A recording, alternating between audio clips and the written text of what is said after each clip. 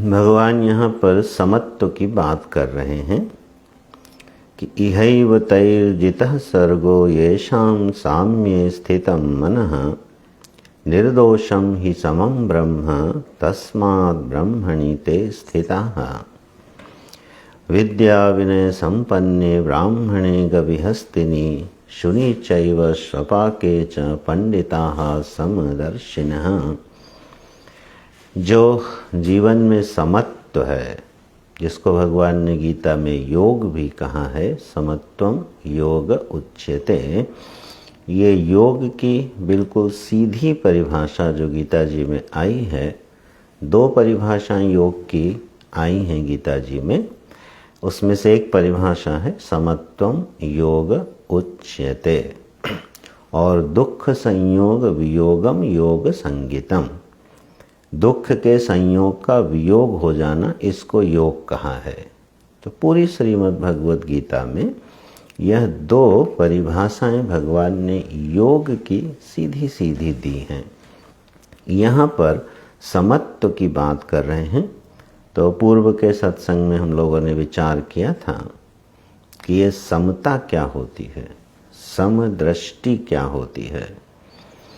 तो जो समदृष्टि है, जब हमारी समझ, जब हमारी दृष्टि कारण तत्व पर रहती है और कार्य तत्व का तिरस्कार कर देती है, नाम रूप की उपेक्षा करती है और कारण पर दृष्टि बनी रहती है, तो वह दृष्टि सम हो जाती है।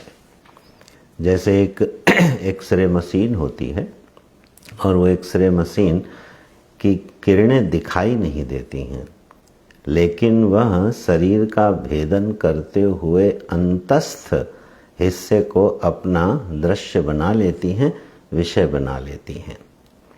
इसी प्रकार से जो ज्ञानी की दृष्टि होती है, वह नाम रूप की उपेक्षा करके, कार्य जगत की उपेक्षा करके, जो उसमें कारण तत्व विद्यमान है उस पर उसकी दृष्टि रहती है।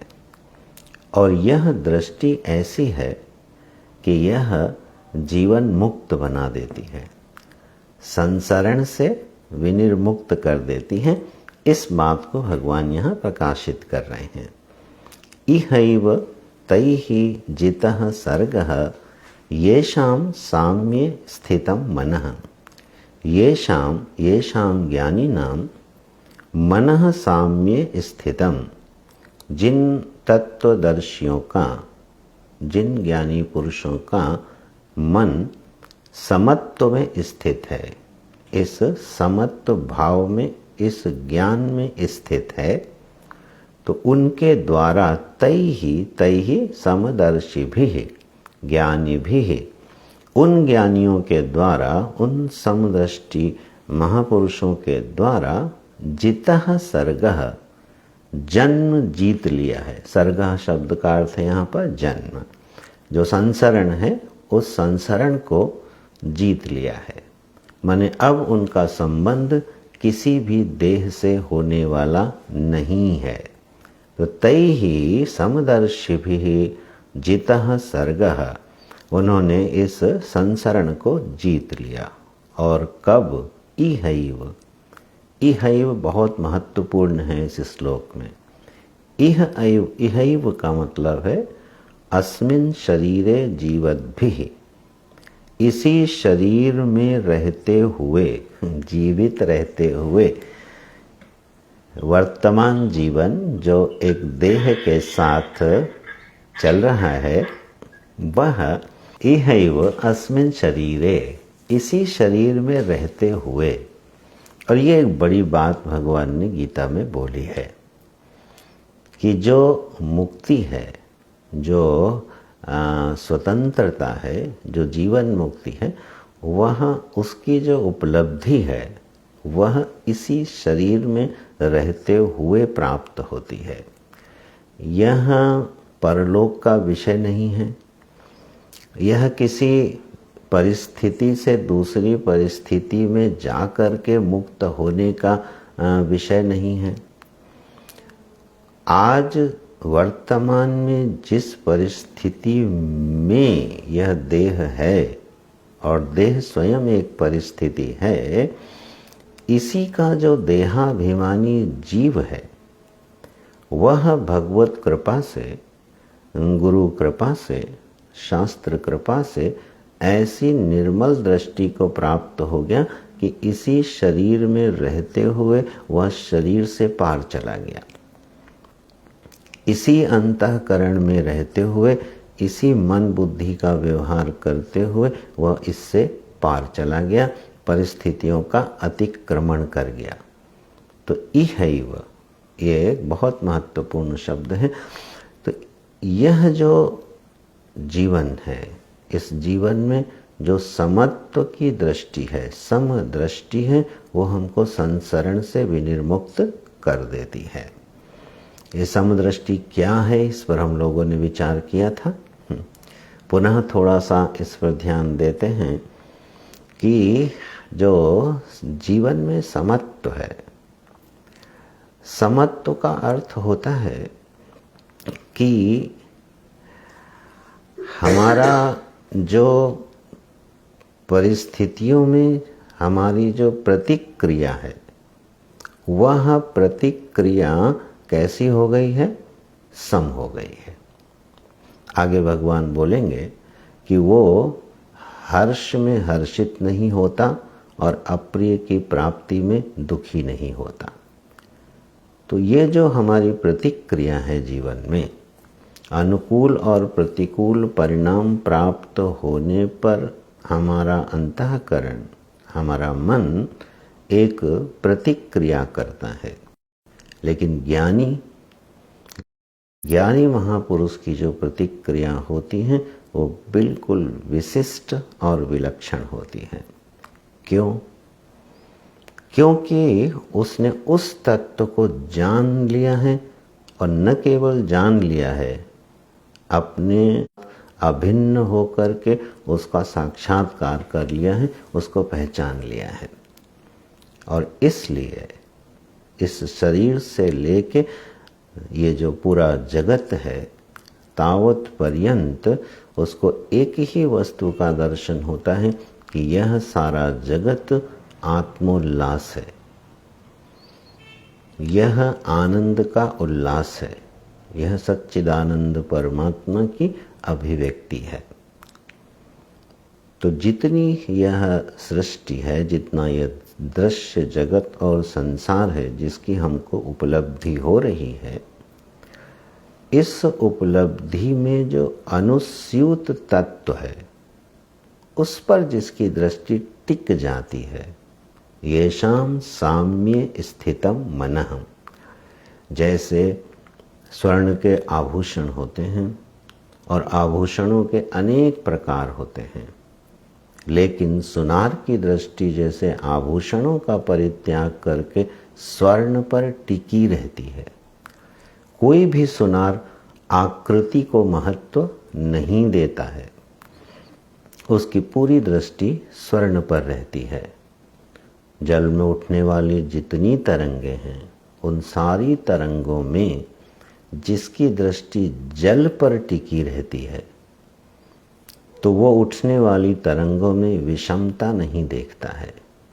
जैसे स्वर्णकार आभूषणों में विषमता नहीं देखता है, उसी प्रकार से यह ज्ञानी महापुरुष जब कारण तत्व का अनुसंधान करता जाता है और कार्य का तिरस्कार करता जाता है, तब वह एक ऐसे बिंदु पर पहुंचता है जहां उसको यह अनुभूति होती है कि समस्त प्रपंच में एक परमात्मा ने अपने आप को अभिव्यक्त किया हुआ है।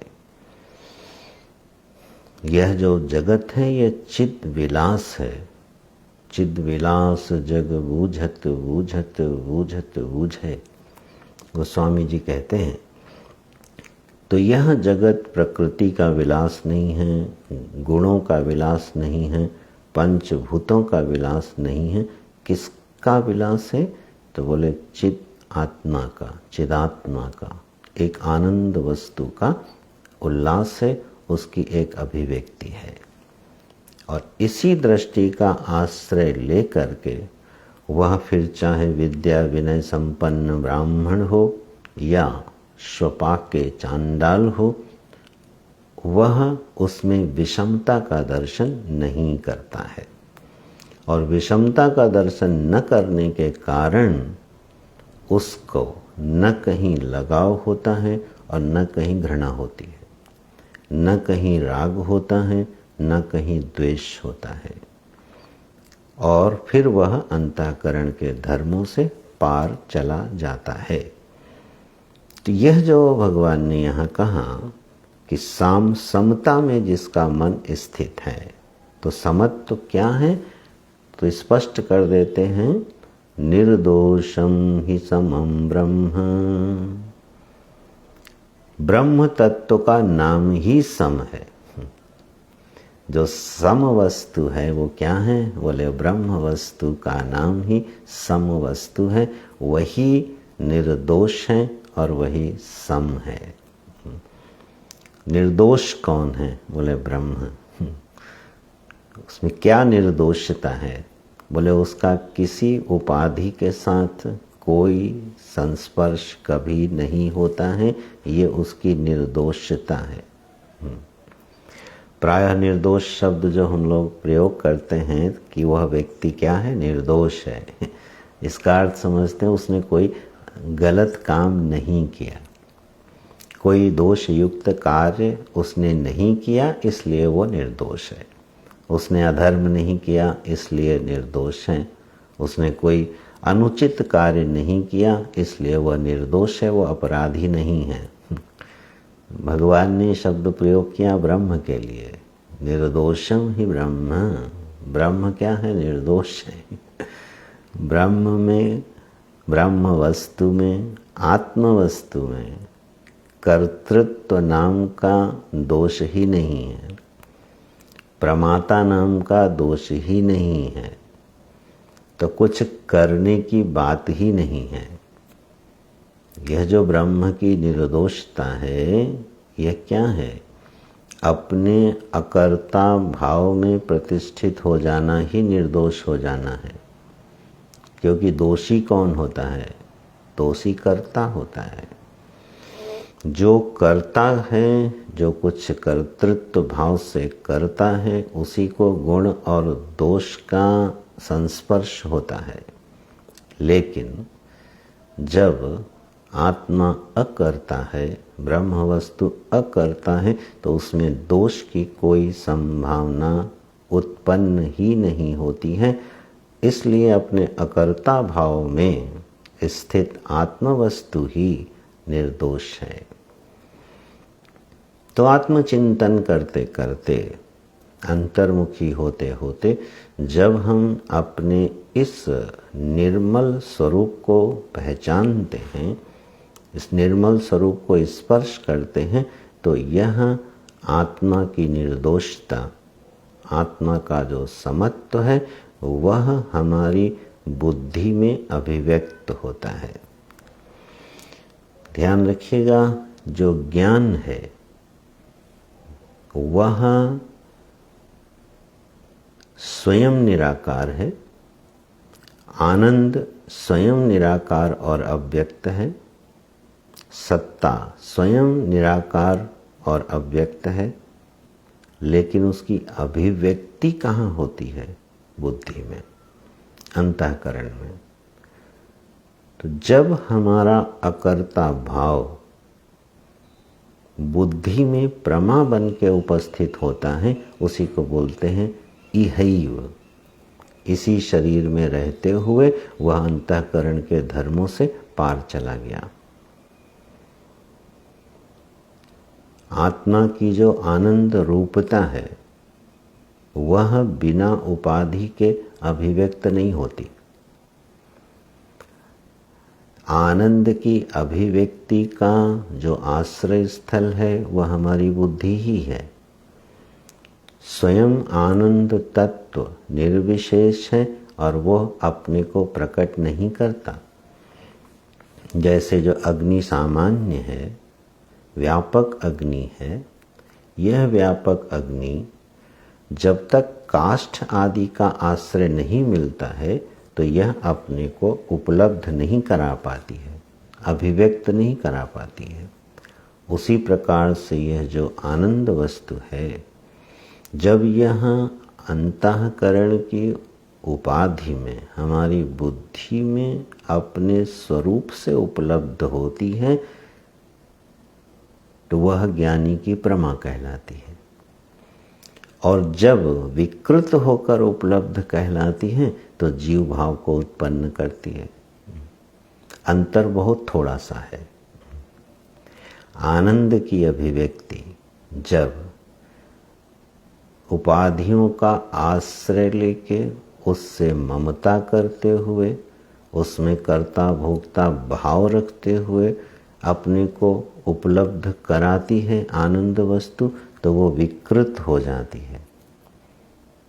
और वही आनंद वस्तु जब एक प्रमा के साथ, एक बोध के साथ बुद्धि में अपने को अभिव्यक्त कराती है तो वह शुद्ध आनंद की अभिव्यक्ति होती है। तो ज्ञानी के अंतःकरण में जो आनंद की अभिव्यक्ति है वह बिना विकृत हुए उपलब्ध हो रही है और इसलिए वह सहज आनंद में रहता है। उसके आनंद में न उतार होता है न चढ़ाव होता है। ज्ञानी इसीलिए हर्षित और शोकाकुल नहीं होता, क्योंकि वो एक सतत आनंद की भूमि में विहार करता है। तो जो स्थिर आनंद है, स्थिर सत्ता है, स्थिर ज्ञान है, उसकी अभिव्यक्ति होती है यह इसी अंतःकरण में। किसके अंतःकरण में? जिसने अपनी बुद्धि को साम्य स्थितम, समत्व भाव में ले जाके निश्चल कर दिया है, निश्चलीभूतः। ऐसी निश्चल बुद्धि इस संसरण का अतिक्रमण कर जाती है, संसार के धर्मों से पार चली जाती है। तो ब्रह्म तत्व क्या है? निर्दोष है। निर्दोष का मतलब है बहुत निर्मल है। और इतना निर्मल है, इतना निर्मल है कि कई बार उसकी निर्मलता ही समझ में नहीं आती है। ये वो निर्मलता नहीं है कि किसी अशुद्ध वस्तु को शुद्ध करके निर्मल किया गया हो। ये निर्मलता इस आत्म वस्तु का स्वभाव है। हमारे अंतःकरण की जो अशुद्धि है, जब हम कहते हैं हमारा अंतःकरण निर्मल नहीं है और फिर हमने उपासना करी, पूजा करी, ध्यान किया, सेवा करी, तो हमारे अंतःकरण में एक निर्मलता आती है, एक स्वच्छता आती है। उस स्वच्छ और निर्मल अंतःकरण में आनंदात्मा अपने को थोड़ा बेहतर रूप से अभिव्यक्त करती है, इसलिए निर्मल व्यक्ति ज़्यादा आनंदित रहता है। ये अनुभव आप सभी लोगों ने किया होगा कि जब हमारा चित्त राग द्वेष से आकुल व्याकुल नहीं होता, सत्वगुण में स्थित होता है, भगवान की आराधना कर पाता है, आत्मचिंतन कर पाता है, तो उसमें एक स्वच्छता आती है, एक निर्मलता आती है।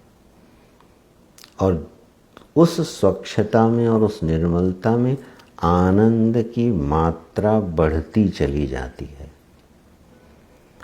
जैसे किसी सरोवर में काई लगी हो और आप उस काई को थोड़ा हटाते हो, तो आप जितना हटाते हो उतनी मात्रा में एक स्वच्छ जल की उपलब्धि होती है। और धीरे धीरे आप उस सरोवर की काई हटाते जाओ तो स्वच्छ जल की मात्रा बढ़ती चली जाती है। इसी प्रकार से जब हमारे अंतःकरण में जो यह दोष हैं, जो काई बन के मानो लगे हुए हैं, ये हटते जाते हैं तो आनंद की अभिव्यक्ति बढ़ती चली जाती है। ये सभी का अनुभव है। अरे जब हमारी दिनचर्या थोड़ी ठीक से बीत जाती है पूरे दिन की, तो उस दिन आप आह्लादित रहते हो। ठीक समय से पूजा हो गई, ठीक समय से ध्यान हो गया, शुद्ध मनोभाव से जगत का व्यवहार हो गया, सेवा हो गई, सत्संग हो गया, तो पूरा दिन जब इस रीति से बीतता है तो आत्मानंद अपने को अधिक मात्रा में अभिव्यक्त कर देता है। यह है साधक की स्थिति। ज्ञानी की स्थिति क्या है? ज्ञानी की स्थिति है कि उसने तो अंतःकरण का ही बाध कर दिया। अब केवल आत्मानंद ही अंतःकरण के रूप में अभिव्यक्त हो रहा है। वो ठसाठस आनंद की अभिव्यक्ति और सत्ता और ज्ञान की अभिव्यक्ति हो रही है, मानो आनंद ही मूर्तिमान हो गया, ज्ञान ही मूर्तिमान हो गया और सत्ता ही मूर्तिमान हो गई। यह ज्ञानी की अभिव्यक्ति है। भगवान उस ओर इशारा करते हैं कि निर्दोषं ही समं ब्रह्म।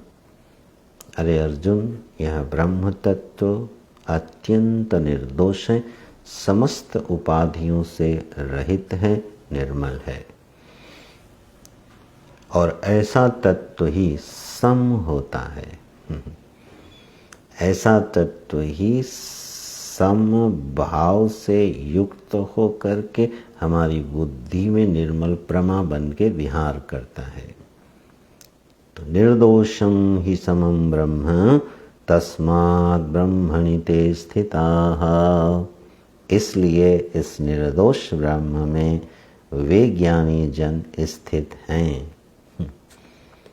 ते ब्रह्मणि स्थिताः न तु देहस्थाः न तु अंतःकरणस्थाः। बुद्धि कहाँ स्थित है? बोले ब्रह्मणि स्थिताः। उसने अब आश्रय ले लिया है आत्मवस्तु का, ब्रह्म वस्तु का, और निरंतर निश्चली भाव से सहज रूप से अपने आत्मवस्तु में स्थिर हो गई है। तो वह संसार के परिस्थितियों से और झंझावातों से मानो उसके बीच में रहता हुआ ही अलग खड़ा है, अकंप भाव से खड़ा है। तो निर्दोषं ही समं ब्रह्म तस्मात् ब्रह्मणि ते स्थिताः।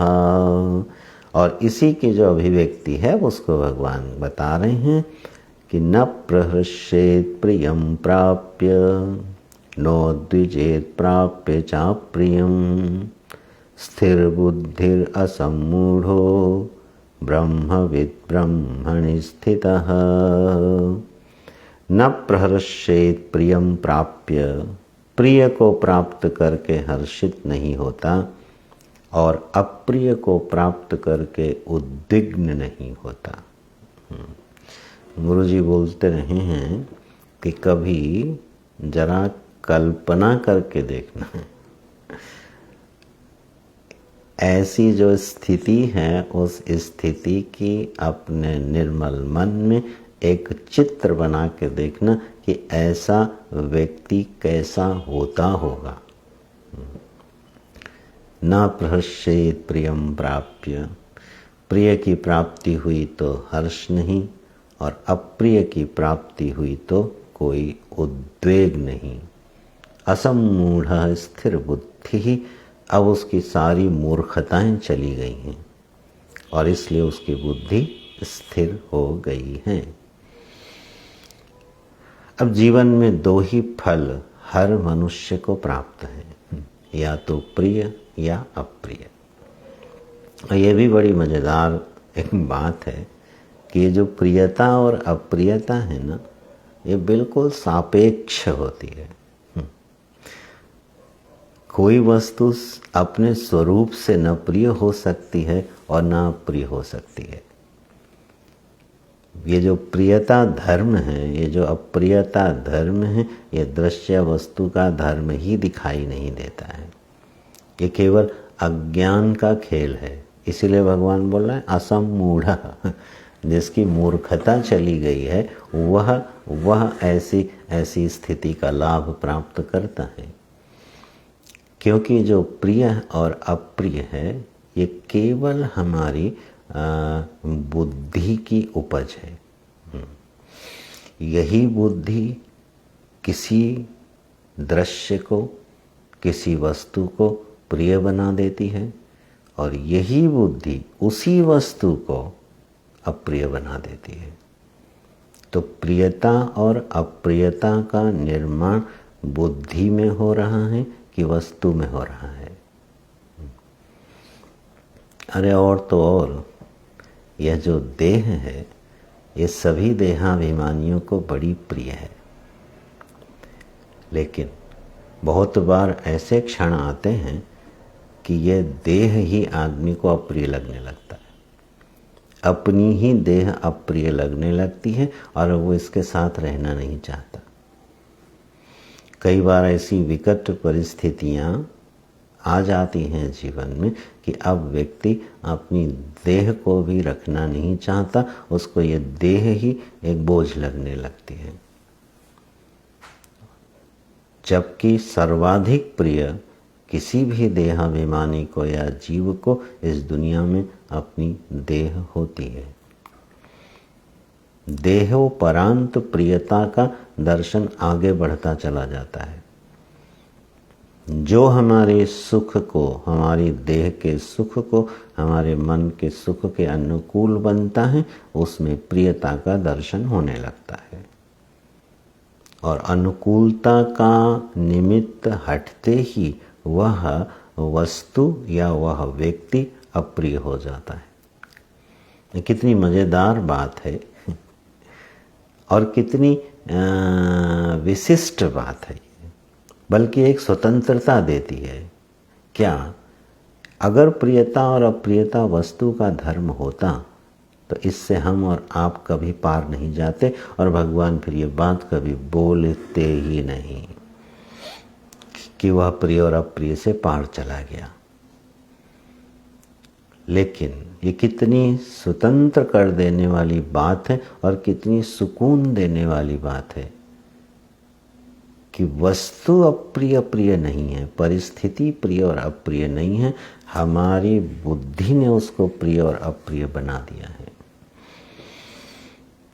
जैसे किसी सभा में आपको दक्ष की कथा का स्मरण होगा कि दक्ष ने जब सभा में प्रवेश किया तो सारी सभा उठ के खड़ी हो गई। जितने भी लोकपाल दिक्पाल थे, एक विराट सभा लगी थी ब्रह्मांड में और उसमें सभी के सभी खड़े हो गए। दक्ष के स्वागत में भगवान शिव खड़े नहीं हो गए। तो भगवान शिव के खड़े नहीं होने का जो बोध है वो दक्ष को हुआ। अब आश्चर्य इसमें क्या है कि जब इतनी बड़ी सभा खड़ी हो गई और एक व्यक्ति खड़ा नहीं हुआ तो दृष्टि अगर इस बात पर चली जाती कि देखो हमारा इतनी बड़ी सभा ने सम्मान किया, किसी एक ने नहीं किया तो क्या फर्क पड़ता है। तो वो घटना दक्ष को अप्रिय नहीं लगती, लेकिन उल्टा हुआ। दक्ष की दृष्टि केवल उस व्यक्ति पर गई, शिव जी पर गई जो नहीं खड़े हुए, और वही घटना अप्रिय हो गई। और फिर उस अप्रिय घटना ने जिस द्वेष को जन्म दिया और फिर जो हुआ आप और हम सब जानते हैं। प्रायः हम लोगों के जीवन में भी यही होता है। ये जो मान और अपमान है ना, ये तो पूर्णतया बुद्धि के आश्रित हैं। हमने माना तो मान और नहीं किया तो दुख, और ये उसके हाथ में है। स्वर्ग को नरक बनाना और नरक को स्वर्ग बनाना ये हमारे हाथ में है। और व्यवहारिक जीवन में आप सभी लोग देखते होंगे कि कुछ लोग बहुत मस्त रहते हैं और कुछ लोग बात बात पर तुनके भिनके रहते हैं। सारा दिन जो है मान अपमान के बोध से ग्रस्त रहते हैं और प्रिय अप्रिय के झूले में झूलते रहते हैं। और कुछ लोग हर घटना को एक सकारात्मक रूप दे देते हैं, लेट गो कर देते हैं। तो कहने का मेरा जो तात्पर्य है, विषय है कि प्रियता और अप्रियता, सुख और दुख की संबित, ये हमारे अधीन है। क्यों? क्योंकि ये वस्तु का परिणाम नहीं है, हमारी बुद्धि का परिणाम है, हमारी समझ का परिणाम है, प्रियता और अप्रियता। इस बात को अगर कोई समझ ले तो उसको अपने समभाव में, उस निर्दोष ब्रह्म में, अपने अधिष्ठान ब्रह्म में जाने में बहुत ज़्यादा परिश्रम नहीं लगेगा।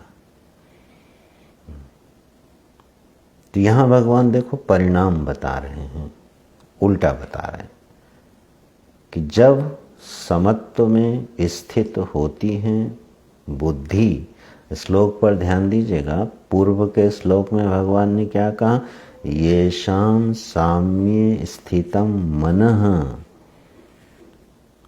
अंतःकरण स्थित है समत्व में और इसके कारण वो बाधित हुआ है। तो समता कहाँ है? कहाँ उसकी अभिव्यक्ति हो रही है? बुद्धि में। जैसे आज हमारी बुद्धि में हो सकता है क्या अभिव्यक्त हो रही है? विषमता, नानात्व, और उसके परिणाम से राग द्वेष और प्रियता और अप्रियता। और कई बार ऐसा लगता है जैसे हम विवश हैं, सुख भोगने के लिए भी विवश हैं और दुख भोगने के लिए भी विवश हैं, प्रियता की संबित के लिए विवश हैं और अप्रियता की संबित के लिए भी विवश हैं। लेकिन यह सच्चाई नहीं है, यह वास्तविकता नहीं है। इसका कारण है ना समझी। इसलिए भगवान क्या बोले? स्थिर बुद्धि ही असम्मूढ़ः। जिसकी मूढ़ता चली गई है उसकी बुद्धि में एक स्थिरता आती है, एक स्थैर्य आता है। और यह हम सभी लोगों का एक बड़ा सामान्य सा ऑब्जर्वेशन होगा, परीक्षण होगा कि जो परिस्थितियां हैं उसमें कई बार हम स्थिर रह जाते हैं और कई बार स्थिर नहीं रह पाते हैं। तो कभी उस हालात पर विचार कीजिएगा कि एक परिस्थिति आई और कभी मेरे मन की स्थिति ऐसी थी कि हम स्थिर रह गए, हमें ज़्यादा कोई उसका प्रभाव नहीं पड़ा, परिस्थितियों ने हमें बहुत प्रभावित नहीं किया। और कई बार ऐसा हुआ कि एक छोटी सी परिस्थिति ने हमें बड़ा आंदोलित कर दिया, उद्वेलित कर दिया। क्यों था ऐसा? क्यों एक परिस्थिति में हमारी बुद्धि स्थिर रह गई और क्यों एक साधारण सी परिस्थिति में उद्विग्न हो गई? कारण कहाँ है? तो कारण जब हम खोजेंगे तो वह अपने अंदर ही मिलेगा, अपनी बुद्धि की नासमझी में मिलेगा। अनादि संस्कारों की जो परंपरा है और अनादि काल के जो संस्कार हैं वो इतने जटिल होते हुए से दिखाई देते हैं कि ऐसा लगता है कि बुद्धि उनके अधीन होकर अपना काम कर रही है, लेकिन यह वास्तविकता नहीं है। अगर संस्काराधीन ही बुद्धि कार्य करती तो फिर मनुष्य जीवन का पशु जीवन से कोई वैशिष्ट्य नहीं होता। ऐसा नहीं होता है। संस्काराधीन होकर के मनुष्यतर प्राणी जो हैं, पशु आदि हैं, वृक्ष आदि हैं, वो विवश हैं, मनुष्य विवश नहीं है। अपने स्वभाव से, अपने संस्कारों से अगर हमारा मन कभी ये बात कहता हो कि मैं क्या करूं, मेरा संस्कार ही ऐसा है, मेरा कर्म ही ऐसा है, तो उस पर विचार करना चाहिए। वहाँ जो विवशता है उसका हेतु ढूंढना चाहिए। ये बात सही नहीं है। अरे क्या करूं, मैं इतना क्रोधी स्वभाव का हूं कि मुझे क्रोध आ जाता है और मैं रोक नहीं पाता हूं। ये बात ठीक नहीं है। ये मेरा स्वभाव है कि मैं प्रेमी हूं या मैं क्रोधी हूं और मैं उसको रोक नहीं पाता हूं। नहीं, हमने कभी उस पर ध्यान नहीं दिया, हमने उस पर कभी काम नहीं किया। अभी आगे ही भगवान बताएंगे, काम क्रोधोद्भवम वेगम यह सोढ़ुम। काम और क्रोध के वेग को सहन करने में जो मनुष्य समर्थ है वो सुखी है। ये साधना अभी आगे बताने वाले हैं। तो इस पर विचार करना चाहिए और बहुत गहराई से विचार करना चाहिए कि क्या हम परिस्थितियों में घूमने के लिए विवश हैं? क्या हम अपने उठने वाले हर संस्कार को एज इट इज ढोने के लिए विवश हैं? तो उत्तर आपको मिलेगा नहीं। क्योंकि अगर ऐसा होता तो न धर्म शास्त्र होते, न नीति शास्त्र होते, न समाज शास्त्र होते, न उपासना शास्त्र होते। कोई ज्ञान विज्ञान की धारा ही नहीं होती। तो बुद्धि की जो स्थिरता है वो आती है सम्यक परीक्षण और ज्ञान से, और अज्ञान जनित जो मूढ़ता है, जो मोह है, उसका अपने अनुभवों का परीक्षण करते करते और उनका तिरस्कार करने से बुद्धि स्थिर होती चली जाती है। और ध्यान रखिएगा, ये उम्र के साथ सहज घटेगा ऐसा नहीं होता।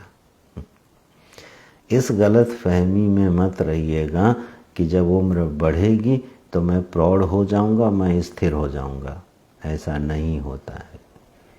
प्राक शरीर विमोक्षणात् बोला है भगवान ने। ये जो काम क्रोध के वेग हैं यह शरीर की आखिरी सांस तक रहते हैं। उम्र बढ़ने के साथ कोई परिपक्व हो जाए, इट इज नॉट नेसेसरी, ये जरूरी नहीं है। एक बालक भी, एक युवा भी जो अंतर्मुखी है, प्रमा संपन्न है, वो अधिक प्रौढ़ हो सकता है एक 80 वर्ष के बुजुर्ग की अपेक्षा। उम्र हमें मैच्योर कर देगी, परिपक्व कर देगी, ये बात अध्यात्म में सही नहीं है।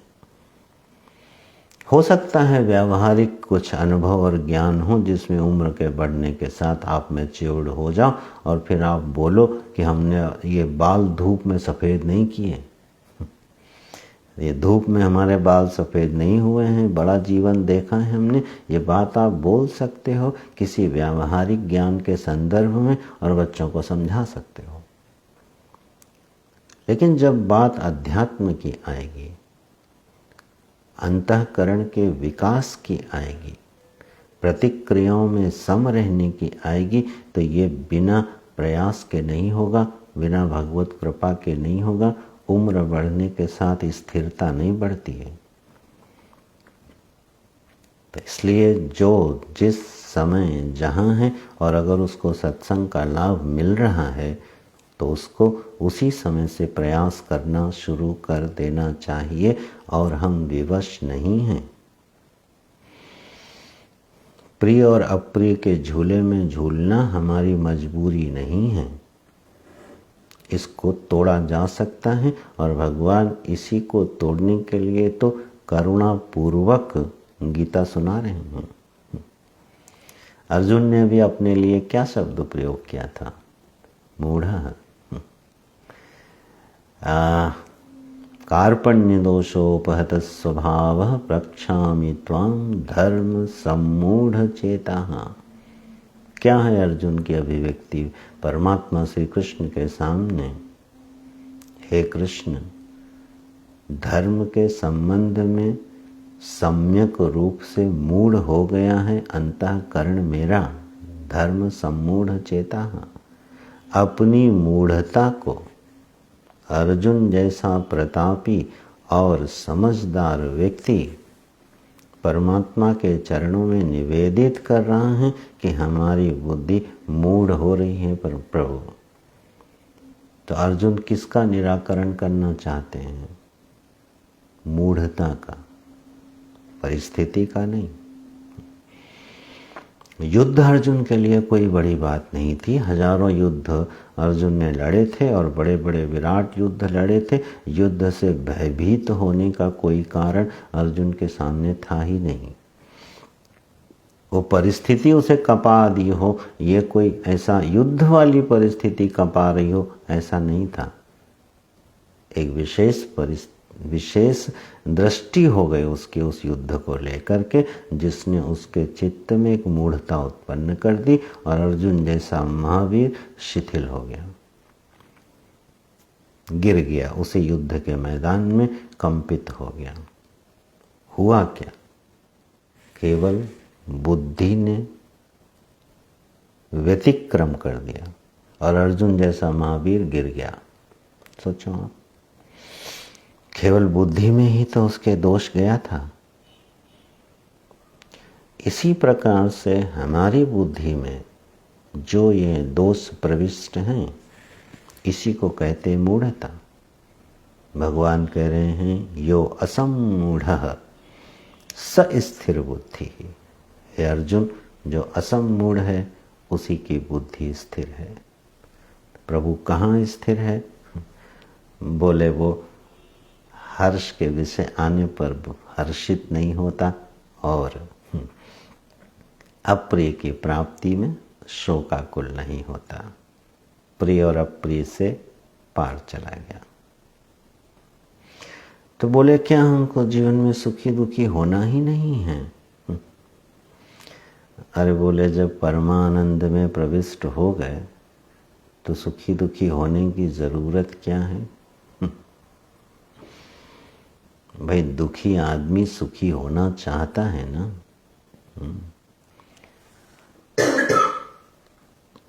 स्थिरता, ये स्थिरता क्या है? यही तो स्थिरता है। इसका अभ्यास दो तरीके से हो सकता है।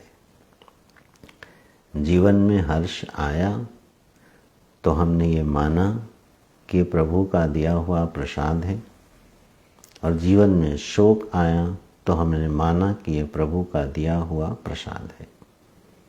ये भी एक तरीका है अपनी बुद्धि को स्थिर रखने का।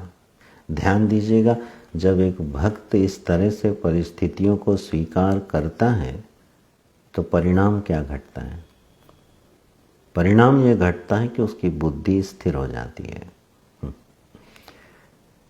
शोक का निमित्त आया और उस भक्त हृदय ने कहा कि ये तो हमारे प्रभु का भेजा हुआ प्रसाद है, वो शांत हो गया। जब कोई सफलता मिली तो उसी क्षण उसके हृदय से आवाज आई कि ये सफलता में मेरा कोई पुरुषार्थ नहीं है, ये मेरे प्रभु का दिया हुआ प्रसाद है। तो बुद्धि स्थिर हो गई। लेकिन यह बुद्धि की स्थिरता साधक की है। यहाँ भगवान ज्ञानी की स्थिरता बता रहे, जो भक्त होते हुए ज्ञानी हो गया। स्थिरता का अभ्यास करते करते अपने कूटस्थ स्वभाव में प्रवेश कर गया, अपने समत्व भाव में प्रवेश कर गया। यहाँ भगवान उसकी बात कर रहे हैं। सहज स्थिर हो गई है बुद्धि जिसकी, और वो किस ज्ञान से होगी? अब तो सीधे वेदांत में जाना होगा। रज्जु में दिखने वाला सर्प रज्जु को कितना विचलित कर सकता है? आकाश की नीलिमा, विराट नीलिमा का आकाश से क्या संबंध हो सकता है? ये अनंत आकाश इतना सुंदर नीला नीला दिखाई देता है, लेकिन रंगहीन आकाश का इस दिखने वाली नीलिमा से कितना संबंध होता है? ये जो समदृष्टि है ये क्या करती है? ये प्रियता और अप्रियता दोनों का बाध कर देती है। ये बाधित हो जाती हैं प्रियता भी और अप्रियता भी। किस ज्ञान से?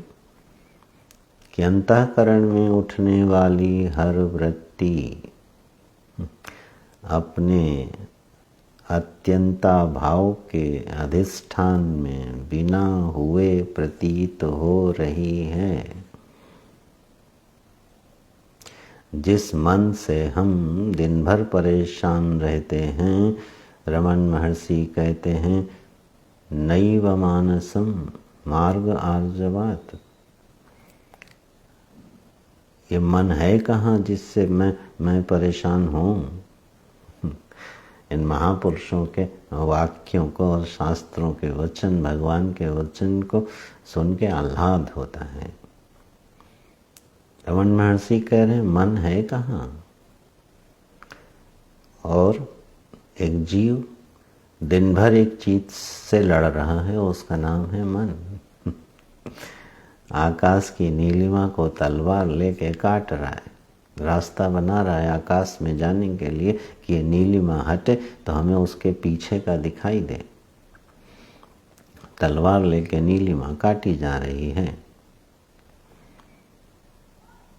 लेकिन वास्तविकता क्या है? जिस मन के हम पीछे पड़े हैं या यूं कहिए जो मन हमारे पीछे पड़ा है और हम उसके साथ अनवरत संघर्ष किए जा रहे हैं, कभी रुक के देखा तो जाए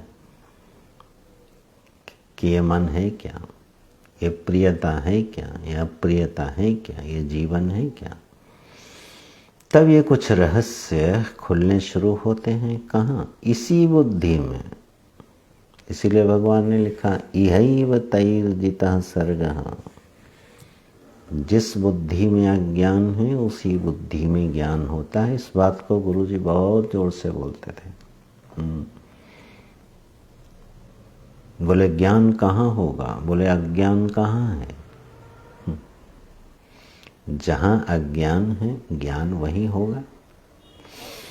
नासमझी कहाँ है? बुद्धि में। समझ कहाँ पैदा होगी? बुद्धि में। इसलिए भगवान ने कहा इहैव। तो ये जो स्थिरता है जीवन में, इस प्रमा से, इस ज्ञान से आती है कि यह जगत आत्मोल्लास के व्यतिरिक्त और कुछ नहीं है। मेरी अपनी कोई व्यक्तिगत सत्ता नहीं है।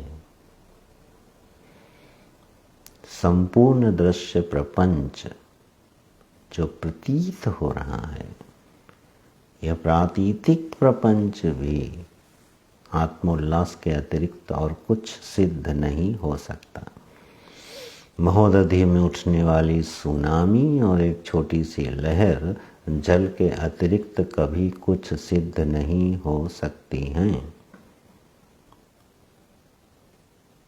उसी प्रकार से यह आत्म वस्तु के अतिरिक्त जगत नाम की कोई वस्तु सिद्ध नहीं होती है। इसको बोलते हैं अद्वैत। और इस अद्वैत में, इस अद्वैत वस्तु में जिसकी निष्ठा है, येषां मनः साम्य अद्वैते ब्रह्मणि स्थितः, तो विषमता गई। और जब विषमता गई तो प्रियता भी गई और अप्रियता भी गई। तब स्थिर बुद्धि असम्मूढ़ः ब्रह्मविद् ब्रह्मणि स्थितः। बोले जो ब्रह्मविद है कहाँ स्थित है? ब्रह्मणि स्थित। पुनः भगवान आवृत्ति कर रहे हैं।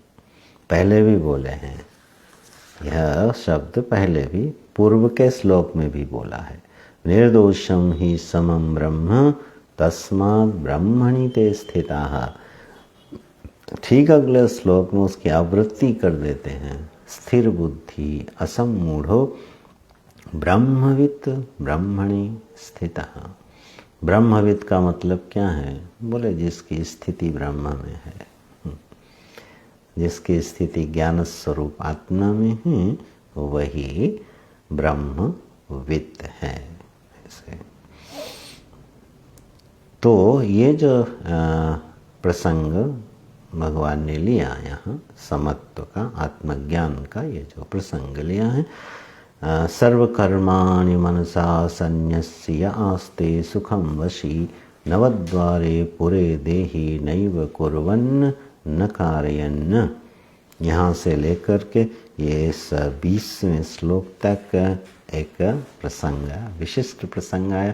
गीता जी में ऐसे प्रसंग आते रहेंगे, पुनः पुनः उपस्थित होते रहेंगे, और जो आत्म प्रमा है भगवान उसको ना मजबूत करते रहेंगे। यही तो शैली है गीता जी की। दूसरे अध्याय से लेकर 18वें अध्याय तक इस आत्म प्रमा को, इस ब्रह्म प्रमा को भगवान धीरे धीरे कहीं न कहीं से प्रवेश कराते रहते हैं। हर अध्याय में प्रसंग बना लेते हैं और उसकी चर्चा करते हैं। तो स्थिर बुद्धि असम्मूढ़ ब्रह्मवित् ब्रह्मणि स्थितः। अब फिर इसके कुछ कारण हैं, फिर उन कारणों पर चर्चा करते हैं कि ऐसा जानने पर भी क्यों नहीं होता। तो बाह्य स्पर्शेष्वशक्तात्मा विन्दत्यात्मनि यत्सुखं स ब्रह्म योग युक्तात्मा सुखमक्षयमश्नुते। ऐसा वो जो हुआ ना, जैसे बच्चों को ना वो लॉलीपॉप दिखाया जाता है ना, और उससे आकृष्ट हो जाते हैं बच्चे। ऐसे बीच बीच में ना भगवान ऐसे लॉलीपॉप दिखाते रहते हैं। अक्षयम सुखम अश्नुते, बोले बच्चा तुमको अक्षय सुख की प्राप्ति होगी। और ऐसा सुनते ही हम सबके कान खड़े हो जाते हैं। अच्छा, अक्षय सुख मिलता है, कैसे मिलता है? ये बात गीता जी में बोलते रहते हैं भगवान। आपको स्मरण होगा, देखिएगा भगवान ने गीता जी में आनंद शब्द का प्रयोग ही नहीं किया। आनंद शब्द जो है वो श्रुति का है। आनंद शब्द गीता जी में आया ही नहीं। भगवान ने सुख शब्द का ही प्रयोग किया है। नहीं तो आदमी ना उसको अंतर कर लेता है। आनंद, अरे आनंद तो ज्ञानियों के पास है, सुखी दुखी तो जीव का स्वभाव है। भगवान ने आनंद शब्द ही नहीं लिया, केवल सुख में विशेषण जोड़ देते हैं। बोलते हैं बच्चा अक्षयम सुखम अश्नुते, तुम जरा छोटे छोटे काम करो ना तो तुमको अक्षय सुख मिलेगा। और सुख हम सभी ढूंढ रहे हैं, तो जहाँ आता अक्षय सुख मिलेगा तहाँ बुद्धि प्रेरित हो जाती है। ते भगवान के समझाने का तरीका है। तो अब कुछ प्रतिबंधों पर बात करेंगे, क्योंकि हमारी प्रमा को कौन हिलाता रहता है, हमारी समझ को कौन हमसे दूर करता रहता है, वो विषय उठा के भगवान थोड़ी साधना का अभ्यास कराएंगे। अस्तु, हम लोग ये विषय अब अगले रविवार भगवत कृपा से देखेंगे। बहुत बहुत धन्यवाद। हरि ओम तत्सत तत्सत। नमो नारायण।